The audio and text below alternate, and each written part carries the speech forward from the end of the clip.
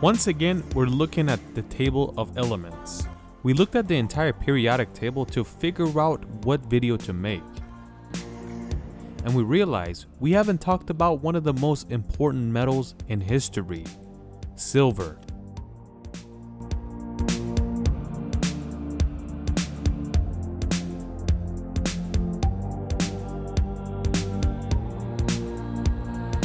Silver is called silver, but why is it written as Ag on the periodic table? Ag comes from the Latin version of silver, which they call argentum.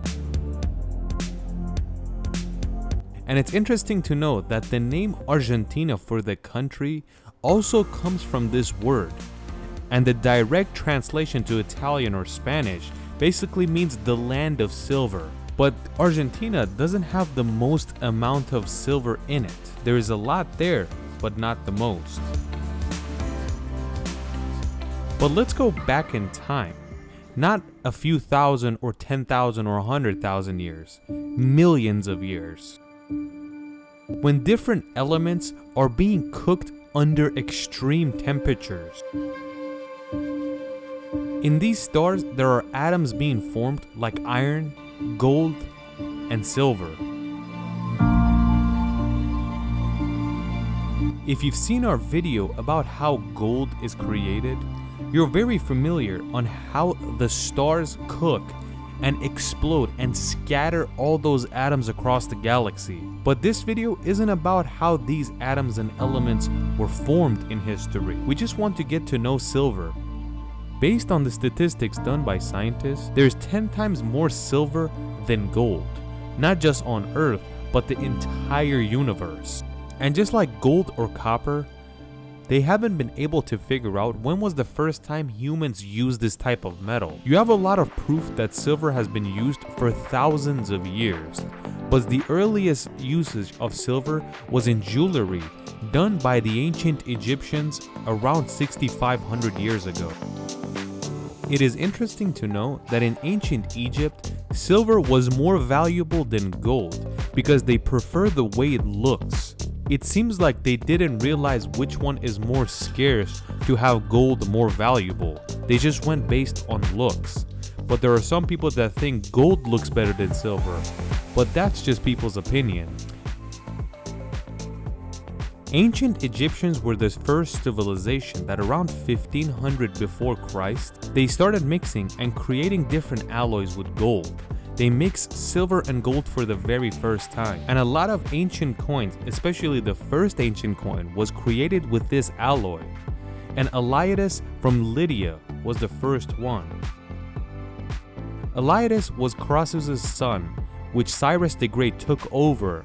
And after the Achaemenid Persian Empire was formed, Cyrus the Great created the Daric currency and spread it around the empire. The more gold and silver, the more valuable it is.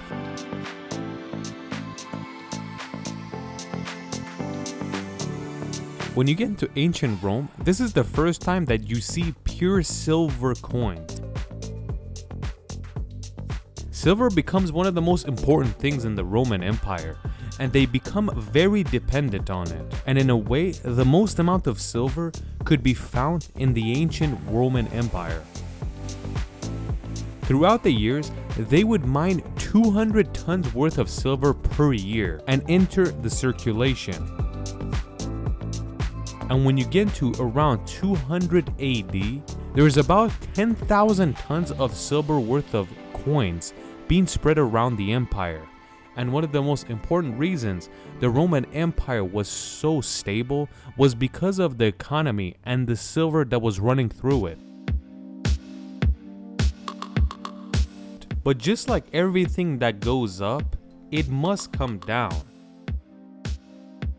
So the Roman Empire eventually fell.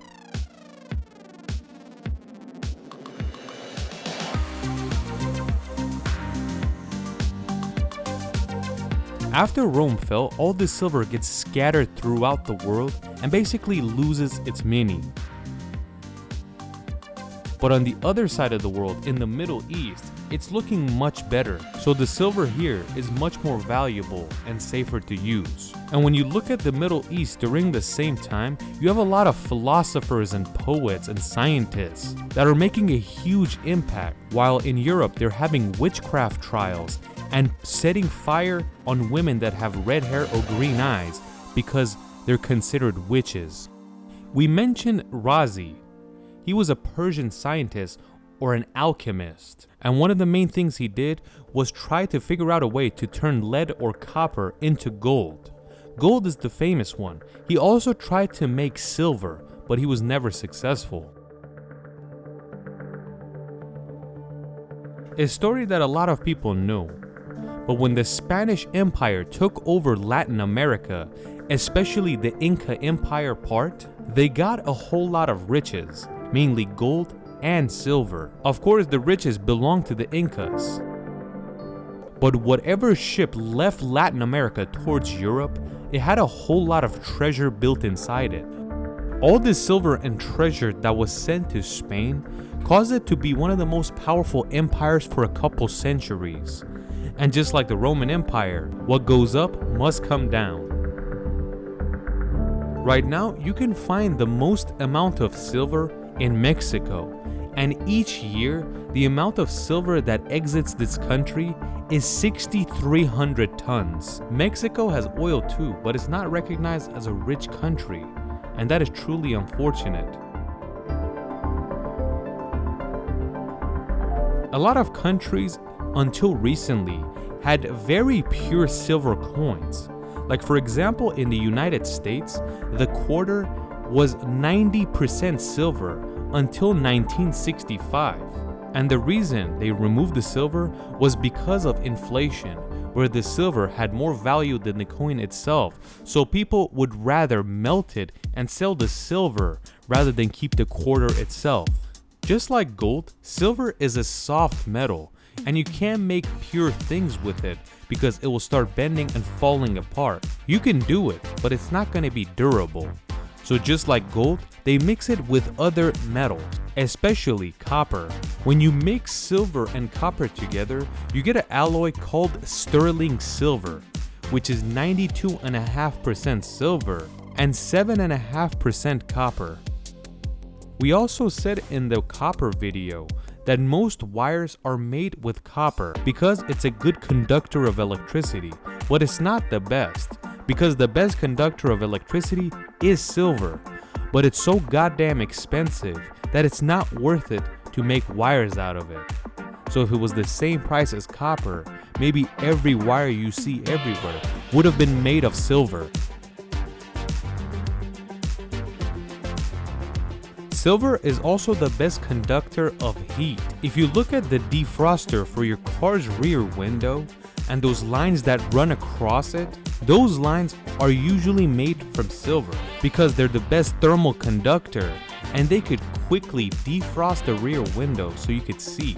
But modern cars, you don't see those lines anymore because they have been deleted for newer technology that doesn't require silver anymore. Nowadays, you see silver being used in jewelry, different wares, and most importantly, dentist tools.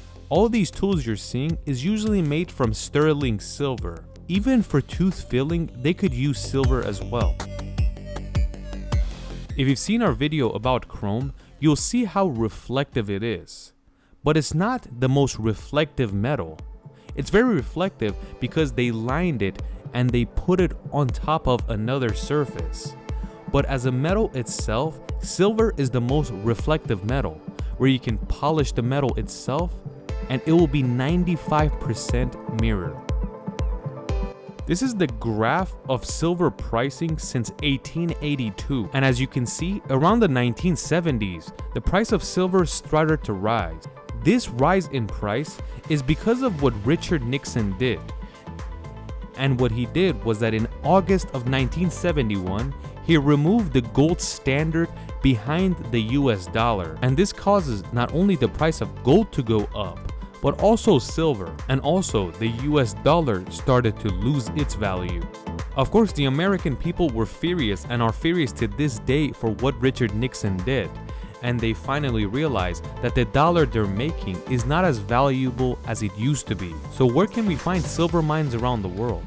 Just like we said, Mexico has the biggest and number one. Then we have China, Peru, Chile, Australia, Poland, Bolivia, Russia, the US, and last but not least, Argentina. If we have a silver ring, how do we check if it's real or not? The quickest and easiest way is to get a very powerful magnet, like from a speaker, and run the magnet test on your silver piece. When you take it close to your silver ring and it pulls extremely hard and connects to the magnet, that means the silver is no good.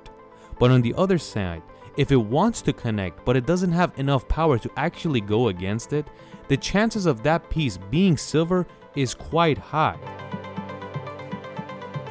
So just like every other element, let's talk about the world price. Today's price is about $23 per ounce of silver.